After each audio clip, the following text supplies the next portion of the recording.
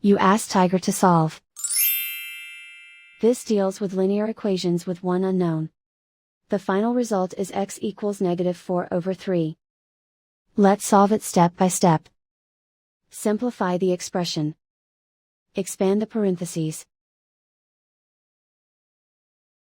Group like terms.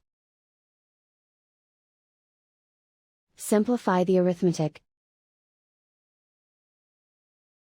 Group all constants on the right side of the equation. Subtract 4 from both sides.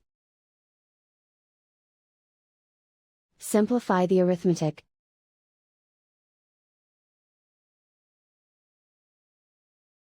Isolate the x. Divide both sides by 3. Simplify the fraction. And so the final result is x equals -4/3.